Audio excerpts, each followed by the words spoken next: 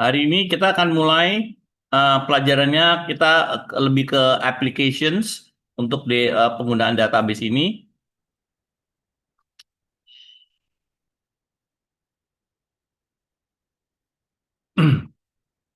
Kita mulai dengan database normalization.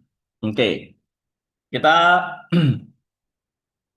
kita database normalization itu artinya kita kalau pakai data, eh, datanya itu dipecah-pecah.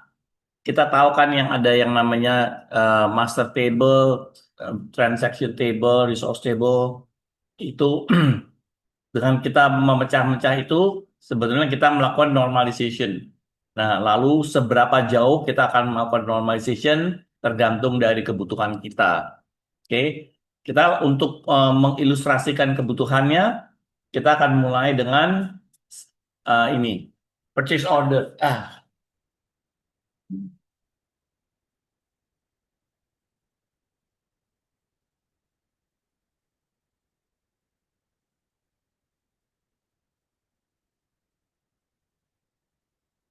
Ya masih oke. Kalian pakai Zoom ya, jadi bisa lihat ya. Oke, sekarang in the real world, kalian punya toko akan menerima yang namanya purchase order. Jadi ada pesanan, ya, entah dalam bentuk servis atau produk. Ini kita yang mudahnya kita untuk produk. Oke, ini ada purchase order. Nothing special about this purchase order. You have the vendor, siapa, and then ship to siapa, lalu shipnya via siapa, shipping method, shipping terms, date, lalu produk yang dibeli. Dalam hal ini ada berapa produk? 3 produk. Oke. Lalu term and conditions-nya seperti apa? Total billingnya berapa? Nothing special kan? Oke. Kalian ada yang mau ditanya mengenai purchase order ini? Enggak. Oke, good. Now here's the question for you. How do you design your database to accommodate this type of purchase order? Bayang nggak, kalian kalau mau bikin database ya yang bisa memuat semua data ini, ada ide mau bikinnya kayak gimana database-nya? Tabelnya dipecah menjadi berapa? Kalau kita udah ngelihat real life dengan yang kita pelajari di kelas rada-rada beda ya. Kalau di kelas kalian udah dia kasih tahu ini pecah ini pecah ini pecah ini. Tapi ini real life, this is real kan? Sekarang kamu yang disuruh mecah. Beda ya. Bukannya kamu udah dikasih tahu mecahnya gimana, tapi sekarang kamu yang disuruh mecah. Gimana mecahnya?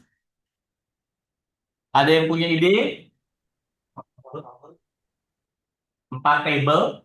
Ya, dari jadi vendor, shipping method, sama purchase receipt. Oke. Ada yang lain?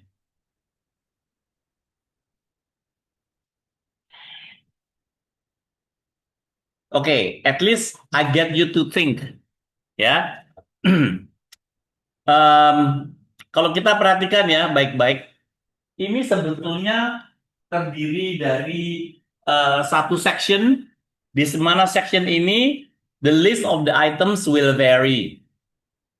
Oke. Lalu eh, hmm, sedangkan yang lainnya itu tidak berubah. Oke. Yang berubah-ubah hanya yang tengah ini. Jadi yang tidak berubah itu disebut metadata. Oke. Kita bisa bikin seperti ini ya. Kalau kalian perhatikan baik-baik. Putting all data into one table may produce two issues. Ini kita lihat ya. Kan ini produknya ada 3. 1, 2, 3. Purchase ordernya misalnya nih ASD bla bla bla bla. Ini saya sengaja nggak pecah supaya kalian kelihatan masalahnya. Ini purchase ordernya, vendor name, vendor address, vendor city, vendor bla bla bla bla bla bla. Ini semua sama, tapi produknya yang di sini yang berbeda, yang hijau ini. Ada 3 produk, lalu komennya, masa totalnya semua sama. Perhatiin ya, ini kalau kita gabung semua menjadi satu table. Nah, putting all the one table may produce two issues, redundant data. Jadi cost of storage space. Jadi kalau kita lihat ini kan semuanya sama semua, artinya ngabisin tempat. Jadi akan ada masalah yaitu nanti data inconsistency, insertion problem, updating problem, and deletion problem. Tapi ada kelebihannya. Kalau kalian dibikin satu table besar gini, to access this data is very easy. Karena semua jadi satu table. You only need to open one table, that's it. All the data there, very easy. But you will have this potential problem of data inconsistencies. We have insertion problem, updating problem, and deletion problem. Kita lihat. Redundant data, oke? Okay? The cost of storage. Kita lihat data ini yang hanya ada 3. Oke, kita pecah ke sini, kita pecah 2. Oke? Jadi data yang hijau ini kita keluarin dari data yang berulang-ulang. Oke? Jadi pada saat sekarang ini ada 23 field names, there are 3 rows of data, and therefore there are 3 times 23 or 69 cells. Jadi pada saat sekarang, that table yang gede ini ada 69 cell. Oke? 69 ya. Kita pecah. Oke? Tabelnya kita pecah-pecah. Tadi salah satu suggestionnya dari Gerald dipecah menjadi 4. Oke. So, how to reduce the number of cells required to store this data? Ya, seperti yang tadi Gerard bilang, kita split. Let us split the table into 2 tables. Okay. The table containing the metadata attributes sama the table containing list of data. Seperti yang saya bilang, yang datanya produk yang kita beli itu kan biasanya macam-macam. Itu jadi satu dipecah dari yang metadata. Oke, attribute. Jadi kalau kita lihat di sini, yang ini adalah metadata, ini juga metadata, yang tengah ini adalah list of data. Ya. Oke. Kita pecah jadi seperti ini. Data that are the same items in the purchase order goes to header. Oke. A table purchase order list. Oke. Data that varies goes to the order list. Oke, jadi kita pecah metadata dengan order list. Each row is linked via PO number. Jadi ini foreign key-nya, relationship-nya menggunakan PO number. Oke. So far oke ya. Nah, dengan cara ini kita akan menghemat. There are 18 field names at the table purchase order. Jadi sekarang kita ada 3 kali 7 field names. Jadi ada 18 sama 21, 39 sel. Jadi kita menghemat 30 sel. Jadi dari 69 turun menjadi 39 sel. Jadi kelebihannya ini adalah kita menghemat space. Oke, ingat ya, space zaman sekarang tidak terlalu mahal. Tapi semakin banyak kita pakai space, kalau kita mengakses datanya, kalau tabelnya nih, kalau tabelnya semua dijadiin satu, kita mengakses datanya gampang and very fast. Tapi kalau tabelnya semua jadi satu tuh akan bisa jadi gede banget. Kalau gede banget, kita masalahnya bukan akses RAM-nya lagi, memorinya nggak muat. Kalau memorinya nggak muat, sama operating systemnya, datanya sebagian ditaruh bukan lagi di RAM, tapi ditaruh di hard disk, and that is very, very, very slow. Okay, that's the problem. Jadi kalau kita pecah, it's different. Okay, Itu datanya dengan dipecah-pecah, jadi RAM-nya nggak perlu terlalu gede. Tentunya speed-nya tidak secepat kalau jadi satu table, tapi at least tidak terlalu lambat kalau tablenya menjadi gede. Oke, ini itu tadi masalah yang pertama. Yang kedua, inconsistencies. Oke, kita bayangkan seperti ini ya. Ini datanya yang tadi nih kan jadi satu nih ya. Oke, kalau kita mau mengganti, misalnya salah satunya, misalnya Ali Syabana kita mau ganti menjadi Ali Sadikin. Oke. Lalu vendor address change from Jalan Tanjung Duren 4 ke Jalan Limo nomor 234. Oke. Ingat ya, kita mesti mikirin data integrity.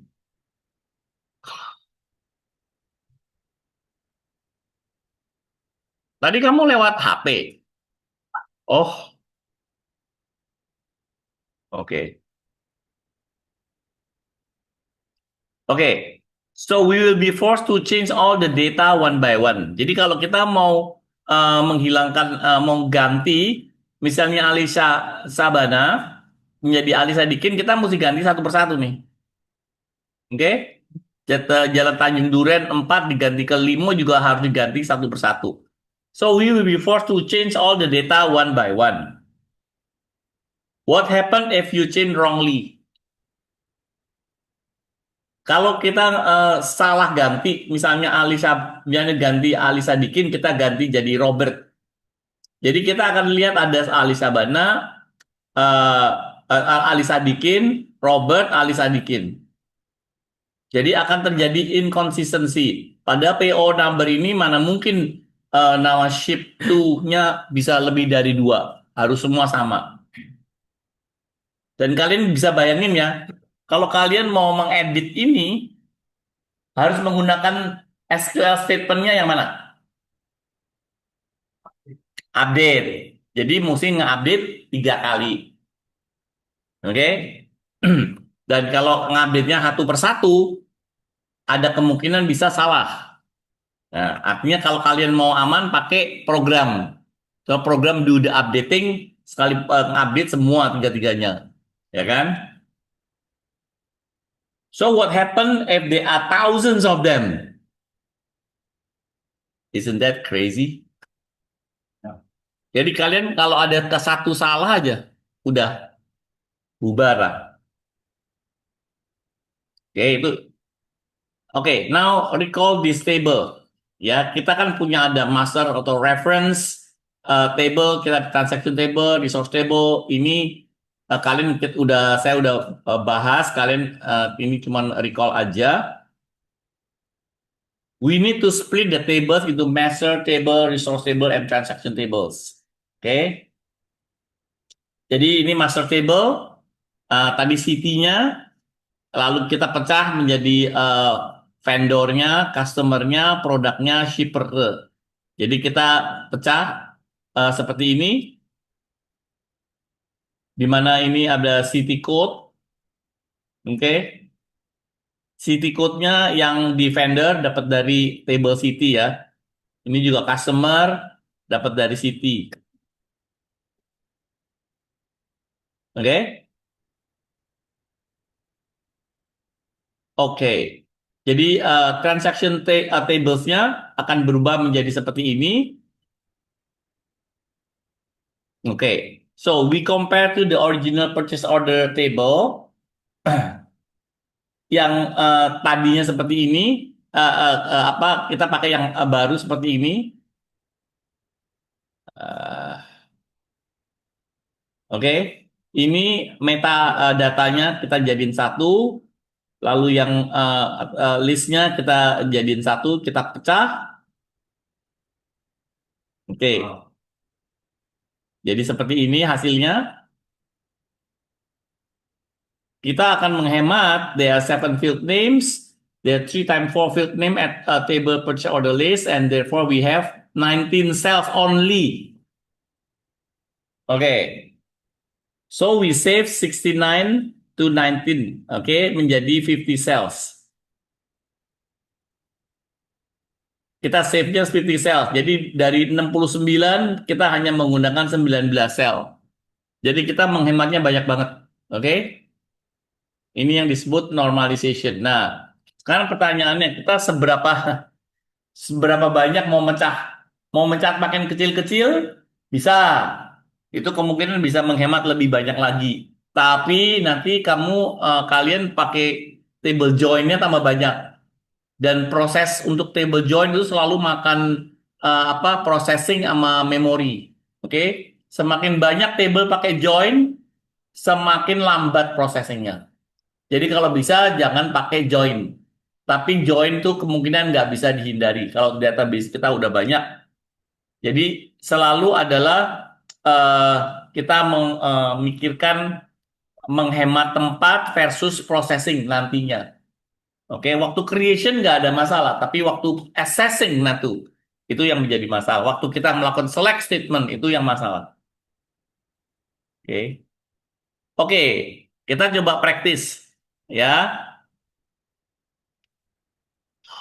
Oke, kita ada table purchase order seperti ini.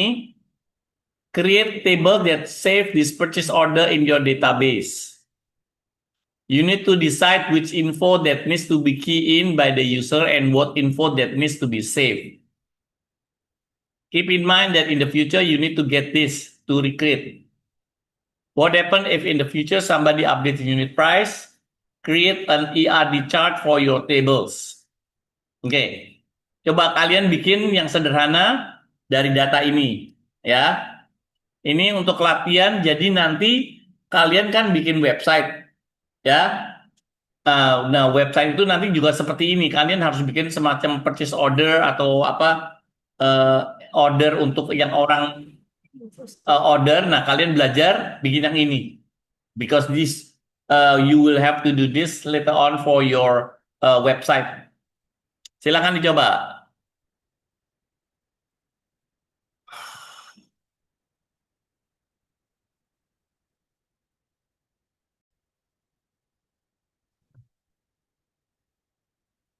Oke. Jadi dengan mengadakan real world ini, kalian seperti yang saya katakan, kalian jadi mikir bagaimana membuat ini untuk memecahnya. Seperti saya katakan, semakin dipecah semakin banyak, you will save more space.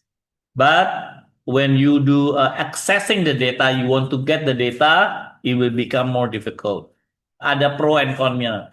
Itu seberapa banyak dipecah, itu nanti tergantung dari jenis data yang purchase ordernya, atau kalian misalnya ini kan purchase order artinya ada kalian terima order, tapi kalian juga bisa issue purchase order ke supplier. Nah, itu juga sama. Oke, kita lanjut.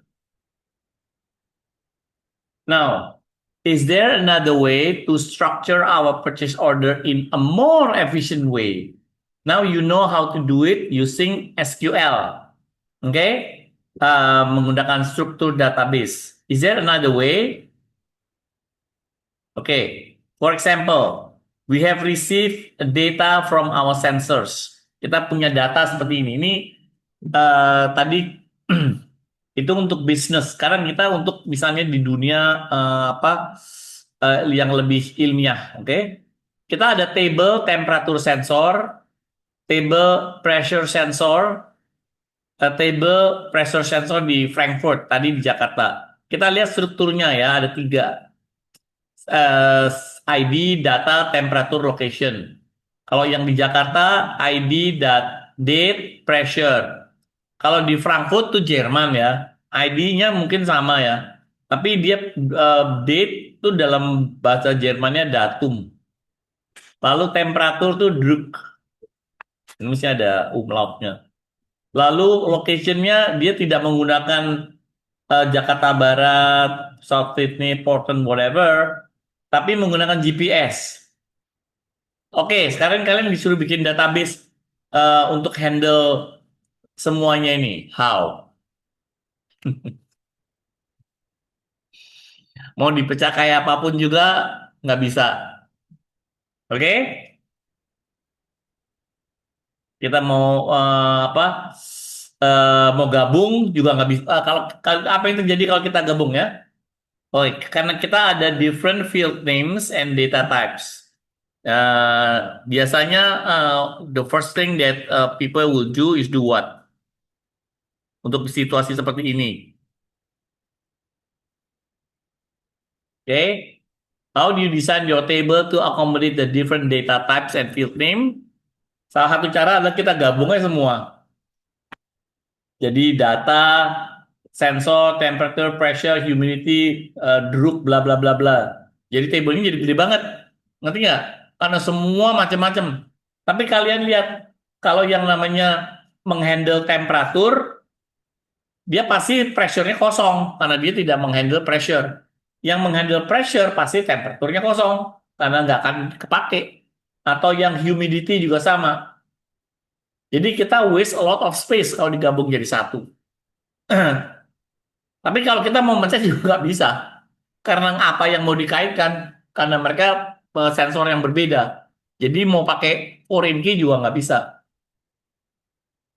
That's not good away ya. Well, you know why. We just discuss. So, di dalam dunia IoT, IoT is Internet of Things. Zaman sekarang kalau misalnya kalian pasti udah tahu yang namanya electric vehicle ya. Itu contoh yang paling bagus. Sebenarnya nggak usah electric vehicle. Vehicle yang biasa aja juga sensornya banyak banget. Dia punya kamera belakang untuk parkir. Dia juga kadang-kadang punya kamera kiri kanan. Terus dia punya apa sensor untuk parkir supaya nggak nabrak. Oke. Kadang-kadang depan belakang. eh yang depan untuk apa? Sensor depan. Autopilot. Yes, somewhat auto lah. Jadi ada yang untuk follow me, tahu kan? Jadi dia bisa ngikutin mobil atau jaga jarak dengan mobil di depan. Ini paling enak kalau parkirnya macet, ya. Kalau parkirnya macet, kita pakai manual. Aduh, kakinya pasti ampun deh. Ya, itu walaupun pakai yang apa automatic transmission aja, itu juga males kalau macet. Nah, dengan auto ini dia tinggal suruh follow di, mobil di depan jaga jarak, udah. Dan kita tahu autonomous, jadi sensor itu banyak banget. Ini ada accelerometer, proximity, IR sensor, gas sensor. Jadi all kind of sensor. Kalau kita mau satu mobil, dia perlu data itu dikumpulin. Lalu bikin database-nya gimana? Oke. Oke, what if you have hundreds of different sensor, terutama kalau di industri, di dalam manufacturing environment yang modern ya, jangan yang apa yang konvensional, yang banyak menggunakan sensor, maka it's going to be very tough if you want to do the SQL way. Oke.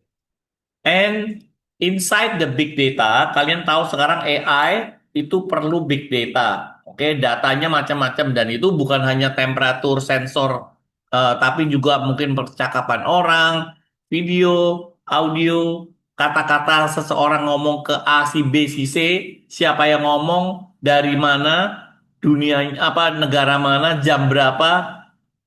Jadi datanya benar-benar banyak banget. Formatnya jadi gimana kalau ngatur kayak gituan? Oke, SQL is structured data yang kita pelajarin. What we need in this case is a semi-structured data, such as JSON sama XML. Ini yang paling dipakai oleh orang. Oke. Eh, oke, kita akan hari ini membahas ke JSON karena itu lebih applicable untuk us. Kalau XML tuh lebih banyak untuk status. Tapi untuk dan itu untuk oke, kita lihat aja. Oke ya, jadi kita belajar JSON. JSON is a JavaScript object notation. Has nothing to do with JSON ya. JavaScript. JSON is useful when you're calling many different type of data types and you need to call them differently. Oke. Jadi kita lihat tadi kayak misalnya big data, ada structured data, unstructured data, semua data itu banyaknya bukan main, data type-nya juga bermacam-macam. Oke.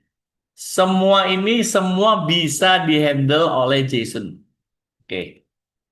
So what is JSON? JSON stands for JavaScript Object Notation. Seperti saya katakan, has nothing to do with JavaScript. Kita tahu ada bahasa pemrograman JavaScript yang kalian akan pelajarin sesudah UTS. Tapi JSON ini tidak ada hubungannya dengan JavaScript. Dia hanya numpang tenarnya doang. Oke? JSON use text format only. Jadi kalau kalian masih ingat waktu di object oriented programming, kalian belajar yang namanya binary file versus text file, masih ingat nggak? Oke, JSON menggunakan text format. Kalau kita lihat kita punya database, apakah kalian bisa ngelihat, bisa baca data-datanya tanpa menggunakan workbench? Semuanya tuh di encrypt, jadi nggak bisa kelihatan semuanya binary. Tapi kalau JSON tuh pakai teks, jadi very easy to read. Oke, JSON is a pair of name and value. Oke, it is used. Sorry, a pair of name or value. Jadi dia hanya apa? Ada ID, eh, ada ID-nya, lalu ada description-nya, lalu ada value-nya. It is useful, very, very useful for data exchange. Zaman sekarang, semua data exchange yang API itu menggunakan JSON. Tidak ada yang tidak menggunakan JSON. Oke, contohnya seperti ini. Name, Susan. Simple. Age, 23. Ini kita lihat ya, ini kayak array, tapi eh, ada pair, ada pairingnya. Jadi kalau name sama Susan, jadi nggak ada name di pairing dengan 23 atau age di pairing dengan Susan tuh nggak ada. Oke ya, jadi dari sini kita udah tahu, oh Susan ini name, 23 ini age. Jadi very easy. Jadi this is a text, not a variable. Ya, sekali lagi ini bukan variabel ya. Ini teks, bener-bener teks. Jadi bukan variabel string, terus age-nya tuh integer, enggak. Ini bener-bener string. Semuanya string. Even the 23 can be considered a string. Okay, so the value can be string, number, array, object, boolean, null. Okay, so far okay ya. JSON very easy. Okay. What is the pro and cons JSON compared to RDBMS? JSON can accept any type of data. Jadi mau datanya mau apapun juga asal kita bisa tahu dia tuh sebetulnya apa. Apakah itu name, apakah itu age, apakah itu trading terms, apakah itu saldo, name of product. Kalian bisa bayangin ya. So JSON can have unlimited depth of its array-like structure. Jadi itu tadi array yang very simple itu kan bisa punya sub array lagi. Jadi array di dalam array dan array dalam array dan seterusnya. It's very easy to use. Easy as communication method, very fast because it's a text file. JSON is de facto methods for exchanging data to and from the servers. Contohnya kalian pasti pernah dengar istilahnya mungkin ya RESTful API atau REST API. Dia use JSON. API Application Program Interface itu menggunakan JSON. API itu banyak, tapi kalau yang menggunakan RESTful udah pasti pakai JSON.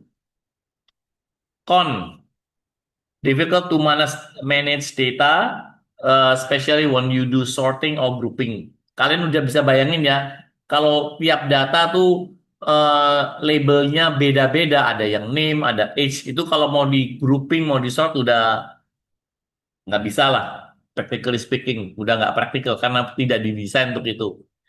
It's difficult to find data without using built-in functions. Jadi within function aja yang bikinnya juga mungkin kelabakan bikinnya ya, to find data. Jadi kita mau search.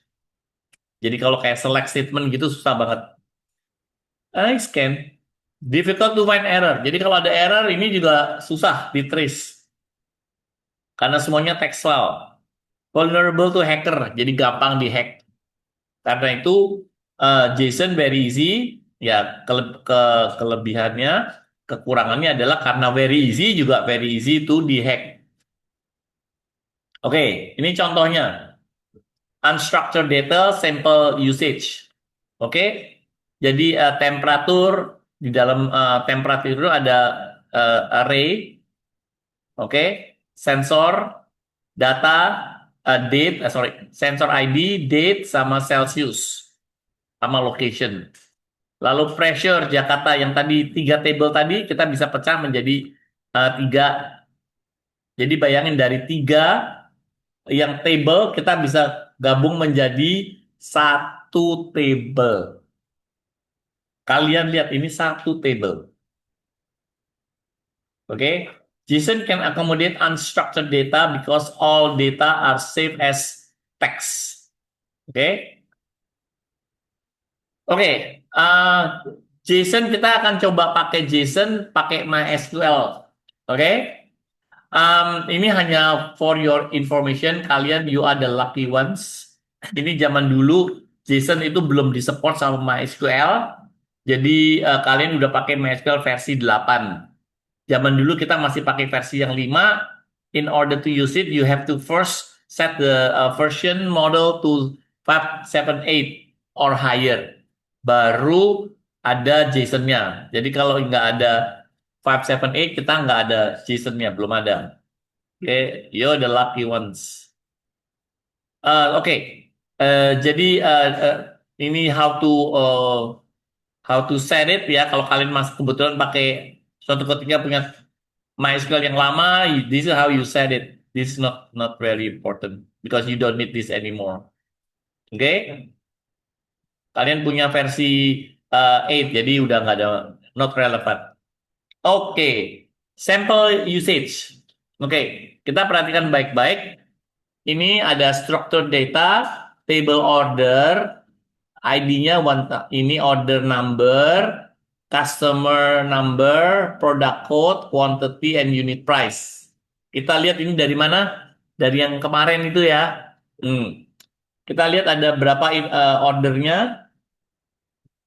3. Oke, akibatnya customer-nya juga ada 3, product code-nya ada 3, quantity-nya beda-beda, unit price-nya tentunya beda-beda. So, how many invoice are there? 3, we know that. Okay, so in this case, we need to save those invoice using 6 records. Okay, jadi dalam hal ini kita bisa pecahin menjadi 6 records. Okay, to save space, we try to use JSON. Ya, lihat ini kita ada berapa sel nih? 16 dikali 6, jadi ada 18. Oke, to save space we can use JSON. Oke. Pertama, order number, invoice 001, customer-nya, product code, quantity. Kita bilangnya order number-nya invoice 001. Customer code-nya A011. Product code-nya K001. Quantity 5. Unit price 25.000. So, this 1, 2, 3, 4, 5 has been reduced into 1 cell. Oke. Pertama, saya make sure kalian mengerti ini dulu. Siapa yang belum mengerti? Order number 001. Customer code A011. Product code K001. Quantity 5. Lalu unit price 2.400. Gampang? Oke, sekarang saya nanya. Yang ini gimana?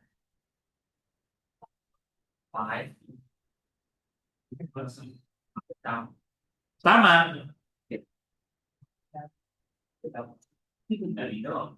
Bikin kayak gini juga.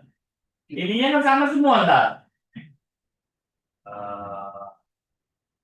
Nah, makanya yang pertama gampang ya, yang kedua perhatikan baik-baik. Field ini tidak berubah untuk invoice A002, betul ya? Yang berubah yang product code, quantity, sama unit price. Oke. Ketiga field ini berbeda ya. Oke. Ini caranya begini. Oke. Jadi yang tidak berubah kita tetap bikin seperti biasa. Order number, invoice 002, customer code A003. Nah, sekarang yang berubah ini ada ini ya, berubah menjadi kita lihat ini kita bikin array ya. Jadi ada array, lihat ini pakai square bracket nomor satu. Oke. Eh, jadi tadi order yang berubah itu ordernya tadi ya. Nomor satu quantity 6, unit price, product code K01. Lalu nomor 2 quantity 2, unit price 24, product code K002. Yang ketiga, quantity 2, unit price, product code K01. Ini ya, ini produk, quantity, unit price. Ini nomor itu. Ini unit price, product code, quantity, unit price, product code. Jadi ini mau dibolak-balik, nggak usah ngikutin arahan ini, ngerti nggak? Kan nggak ada bedanya. Nah, kalau yang nomor itu ngurusin. Iya, untuk ngurusin. Kan kita kan kayak bikin array gitu loh.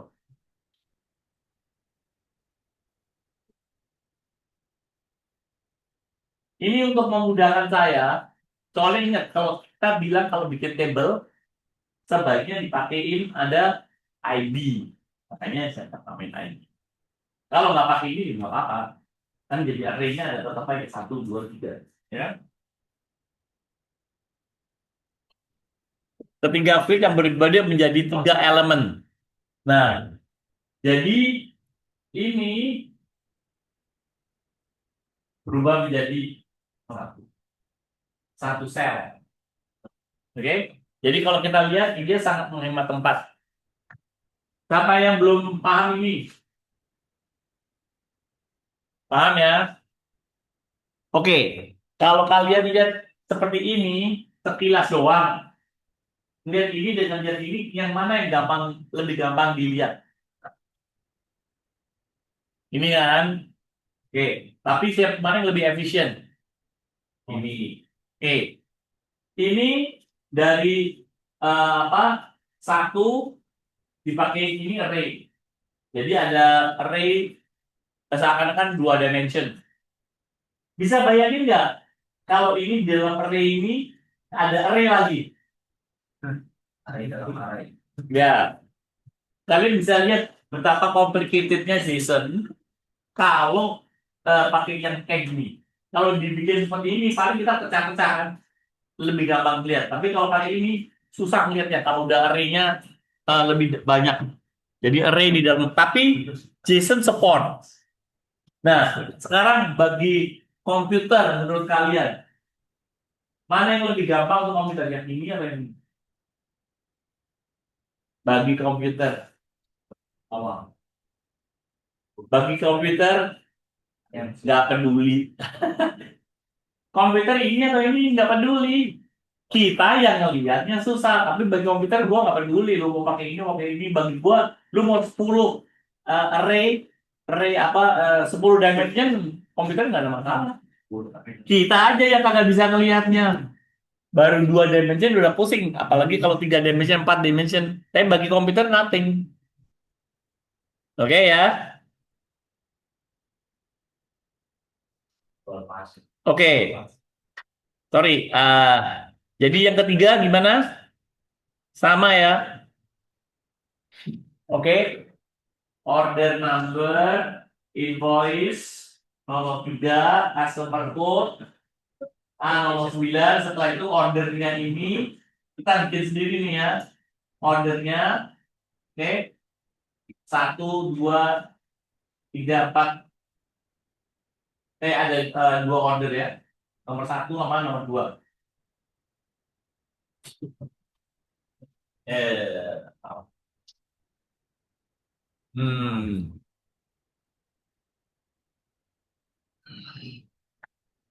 Sorry, ada error.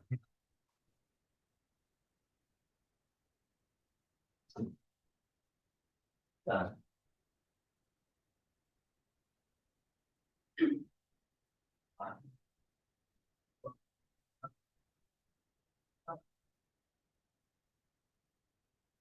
Oke.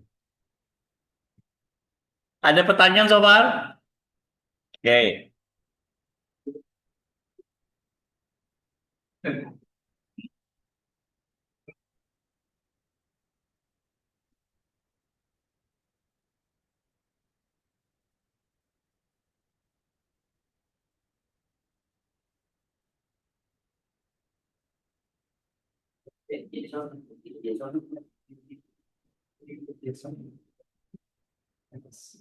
Oke ya. So to save space, we can use JSON. Each order will occupy only one row and one column. Jadi JSON sangat menghemat tempat, tapi kita bisa bayangin nggak processingnya kayak apa? Bisa bikin select statement? Oke, karena itulah JSON adalah format yang belum lama dipakai. Jadi itu baru ada kira-kira belum ada tahun 2018 kali ya. Oke. Jadi belum lama, JSON itu belum lama. Iya. Oke. To add a JSON, kita praktis ya. Not difficult. Percaya deh. Kelihatannya kan seperti saya bilang, JSON itu kalau dilihat dari mata susah. Tapi dari mata komputer nggak susah. Dari mata programmer asal kalian nggak bikin array yang 2, 3, 4 dimension, you have no problem. Oke, yang masalah itu kan visualisasinya. Nah, ini kita add JSON ya. Kalian udah punya apa yang table yang terakhir yang kita pakai kemarin. Ada kan yang ini nih, customer number, first name, last name, loan, date of birth, sama gender. Ada kan yang kemarin? Oke, tambahin ini address. Oke, lalu data type-nya JSON. Kasih NN, not null, jadi nggak boleh kosong.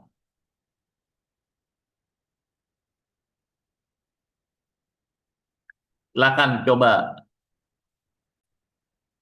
Oke, kita lanjut. Insert new customer with address. Oke, ini contohnya. Insert into, kalian open an SQL tab ya. Terus tulis gini, insert into, tabelnya namanya customer kan. Kode tambahin ini, customer number, first name, last name, address. Ya. Terus values. Hawa kayak ini nih, kalian isi sendiri ya. Isi sendiri, alamat, alamat, Tanjung Duren, City, Jakarta, ini kalian tambahin sendiri.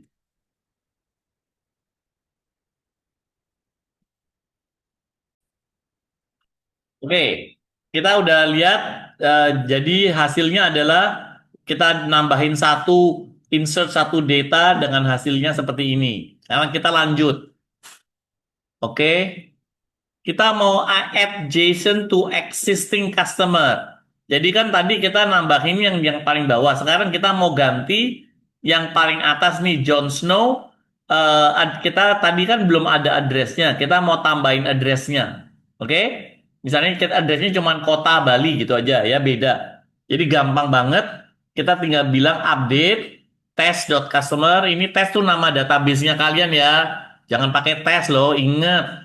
Terus ini customer, nama tabelnya kode set address sama dengan oke, pakai tanda quotation yang biasa, kota Bali, where ID sama dengan 1. Oke, silakan dicoba. Oke, kita lanjut. Add JSON item to existing JSON using JSON insert. Oke, jadi customer yang tadi kita tambahin lagi eh, update app JSON. Jadi yang tadi kan kita kota Bali, sekarang kita tambahin. Jadi update customer set address JSON insert ya, JSON insert address, koma alamat Jalan Tampak. Ini ada dolar sign-nya ya. Kode where ID sama dengan 1. Jadi yang tadi kota Bali kita tambahin. Silahkan dicoba.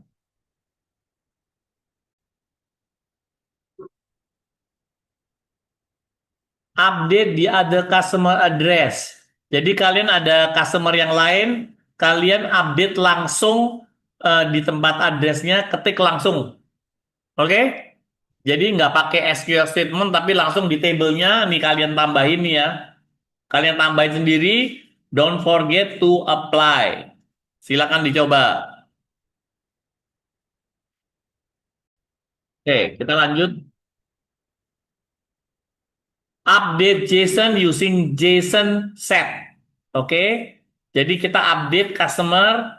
Ini contohnya ya, ada customer yang Jesse Jones. Ini alamatnya ada gedung utama, gedungnya rubah jadi gedung pertemuan. Oke, caranya ini ya, update customer, set address, JSON underscore set, address, dollar sign gedung, bla bla bla, ID sampai dengan 4. Oke, silakan dicoba. Kita lanjut.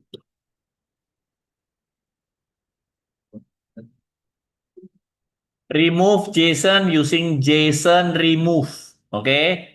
Jadi ini ada contohnya, ada yang Hawk tadi, ada City Jakarta sama alamat. Lalu alamatnya di remove. Jadi hilang. Oke.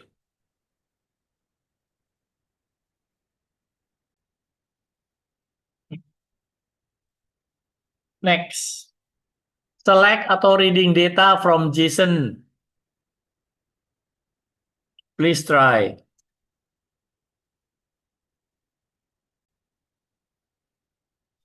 Oke, sekarang saya mau diskusin mengenai UTS Group Presentation. Oke. Jadi ujian UTS kalian ada multiple choice and select statement, maksudnya SQL statement ya. Nanti ada 2 part. Yang ketiga adalah group presentation. Oke, saya akan jelasin. Create a website for your e-commerce using only the presentation apps. Mau pakai PowerPoint atau Canva atau yang lain boleh. Oke. Website must have about us, contact us, product, whatever your product. You must have the login feature. Ingat yang kita pernah bikin itu di apa? Ditaruh. Jadi kalian punya website terus nanti di sebelah kiri ada login. Tahu ya? Kalau diklik keluar login screen. Oke? Kalau lalu dari sisi customer bisa self register, place order, view current order, historical purchase. Dari employee bisa edit atau view product, bisa edit. Oke, pura-pura aja. View customer, view. Oke.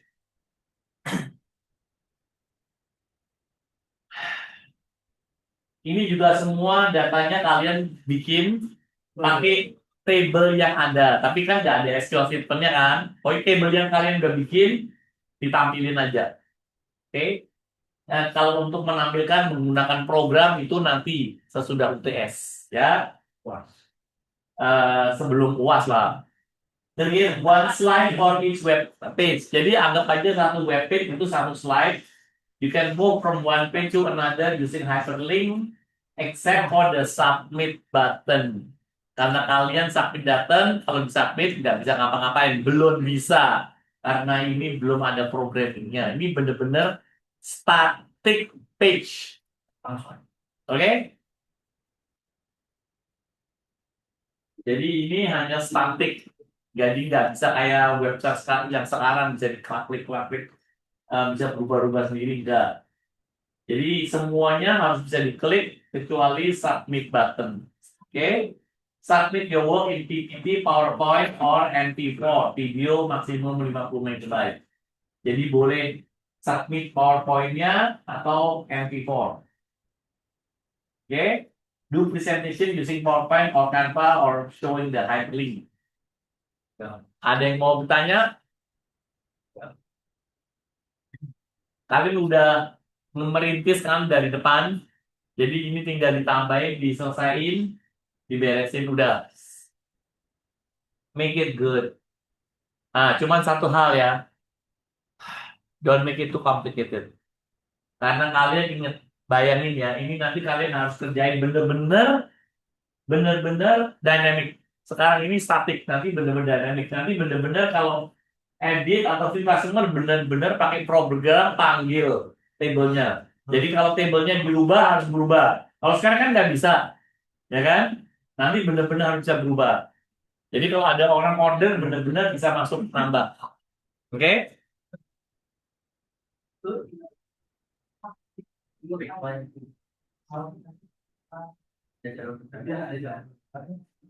Oke, that's it for today.